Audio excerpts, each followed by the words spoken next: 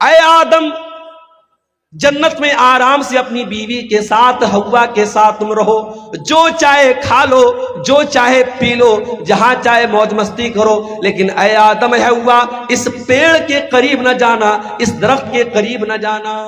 اللہ نے منع کر دیا ایک پیڑ کے بارے میں، اس پیڑ کے قریب مت جانا۔ اب ہمارا نوجوان کیا پوچھتا ہے، شیخ صاحب اس پیڑ کا نام کیا تھا، تجھے کھانا ہے کیا؟ کیوں پوچھتا ہے؟ ہماری عادت ہے فضول سوالات کرنے کی، جس سوال کا کوئی مقصد نہیں وہ سوال کرتے ہیں۔ آدم علیہ السلام کو اللہ تعالیٰ نے ایک پیڑ کے قریب جانے سے منع کیا، پیڑ کس چیز کا تھا، اس کا کیا مطلب ہے؟ اللہ نے پیڑ کا نام نہیں لیا ہے، ہمیں جاننے کی ضرورت بھی نہیں۔ اللہ نے کہا آدم اے حوا اس پیڑ کے قریب نہ جانا، اگر جاؤ گے فَتَكُونَا مِنَ الظَّالِمِينَ تو تم ظالموں میں سے ہو جاؤ گے۔ فَأَزَلَّهُمَا الشَّيْطَانُ عَنْهَا فَأَخْرَجَهُمَا مِمَّا كَانَا فِيهِ، شیطان نے ہمارے باپ آدم کو اور ہماری ماں حوا کو دونوں کو بہکا دیا۔ عوام میں یہ بات بھی مشہور ہے کہ ابلیس نے حضرت حوا کو بہکایا اور حضرت حوا نے آدم کو بہکایا۔ یہ غلط بات ہے، یہ قرآن کے خلاف بات ہے۔ قرآن کہہ رہا ہے دونوں کو بہکایا، دونوں کی کامن غلطی تھی، صرف حوا کی غلطی نہیں تھی، یہ آدم کی بھی غلطی تھی، یہ حضرت حوا کی بھی غلطی تھی۔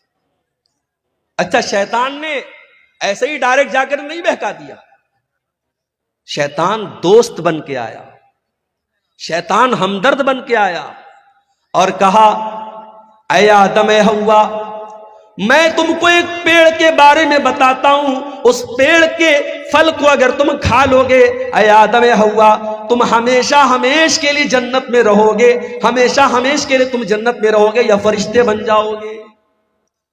غور کرو، شیطان ہمارے باپ آدم کو بہکا بھی رہا ہے تو کیا کہہ کے بہکا رہا ہے؟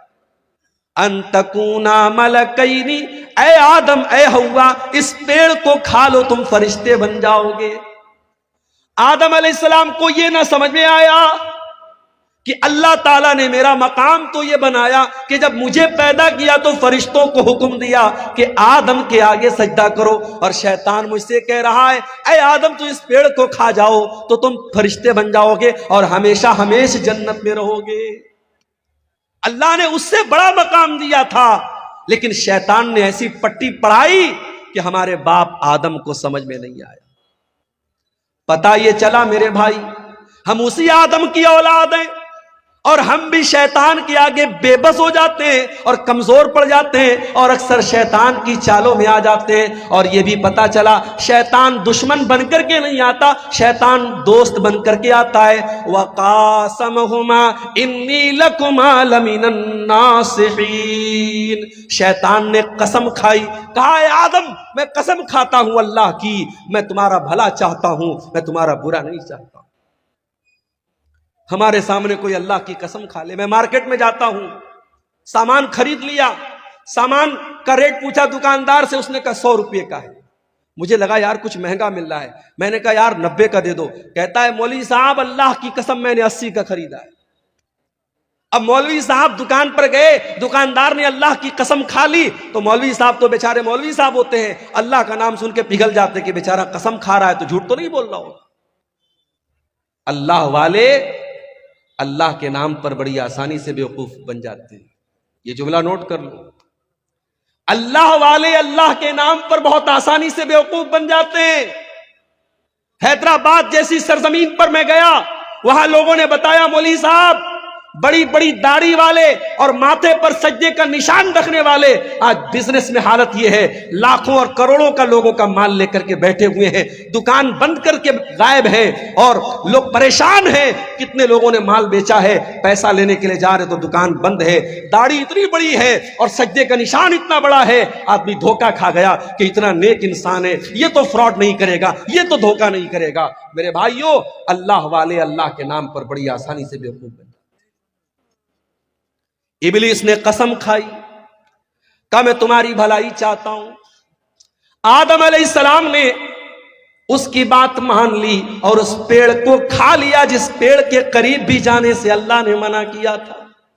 اچھا، اللہ نے یہ نہیں کہا تھا مت کھاؤ، اللہ نے یہ بھی نہیں کہا اے آدم پھل مت توڑو، اللہ نے کہا پھل کے قریب بھی مت جاؤ۔ آپ کہیں دیکھتے ہوں گے جہاں الیکٹرک پول ہوتا ہے اور وہاں پہ کرنٹ اور پاور ہوتا ہے تو اس پہ لکھا رہتا ہے خطرہ، بڑے بڑے دو اس میں کھوپڑی بنی رہتی ہے اور دو ہڈیاں بنی رہتی ہیں اور بیچ میں لکھا رہتا ہے خطرہ، تاکہ آدمی دور سے الرٹ ہو جائے کہ اس میں خطرہ ہے۔ جس گناہ کے بارے میں اللہ کہہ دے قریب مت جاؤ، اس کے قریب بھی نہیں جانا چاہیے۔ میرے نوجوان ساتھیوں، آج سماج میں زناکاری اور بدکاری عام ہوتی چلی جا رہی ہے، اور آج موبائل کا استعمال زناکاری کے ایک آلے کے طور پر ہو رہا ہے۔ آج موبائل پر ہونے والی ایک چیٹنگ کہاں پر جا کے ختم ہوتی ہے کوئی نہیں جانتا۔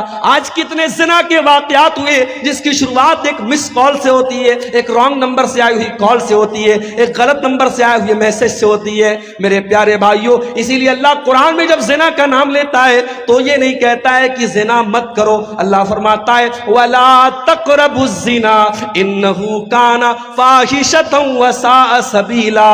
میرے بندو، تم زنا کے قریب بھی نہ جانا، یہ بڑا گندا کام ہے۔ اللہ نے قریب بھی جانے سے، اور اسی لیے مردوں سے کہا گیا جب چلو راستے میں تو اپنی نگاہوں کو جھکا کر چلو، عورتوں سے کہا گیا جب گھر سے نکلو تو پردے میں نکلو، اپنے گھر میں اپنے بھائی کے سامنے، اپنے باپ کے سامنے، اپنے محرم رشتہ دار کے سامنے بھی عورت سے کہا گیا وَلْيَضْرِبْنَ بِخُمُرِهِنَّ عَلَى جُيُوبِهِنَّ، اپنے دوپٹے کو اپنے سینے پر رکھو، اپنے سینے کو کھلا مت رکھو۔ کیوں میرے بھائی؟ اس لیے کہ قرآن ہمیں زنا کے قریب بھی جانے سے منع کرتا ہے۔ انڈیا کی حکومت نے اجازت دے دی، انڈیا سے کوئی عورت اگر حج کرنے جانا چاہتی ہے، عمرہ کرنے جانا چاہتی ہے، اسے کسی مرد کی ضرورت نہیں ہے، وہ اکیلی جا سکتی ہے، اسے کسی محرم کی ضرورت نہیں ہے۔ مگر آپ کسی عالم سے فتویٰ جا کے پوچھو، کٹیہار کا علاقہ ہے، مولانا رحمت اللہ صاحب بڑے عالم ہیں، شیخ انعام الحق مدنی صاحب بڑے عالم ہیں، اب جا کے پوچھو کہ شیخ صاحب عورت عمرہ کرنے جانا چاہتی ہے، اس کا کوئی محرم رشتہ دار نہیں ہے، کیا کر سکتی ہے؟ علماء جواب دیں گے نہیں کر سکتی ہے۔ کیوں؟ آج کے دور میں کوئی پرانے زمانے کی طرح سفر نہیں ہو رہا ہے، گھوڑے پہ سفر نہیں ہو رہا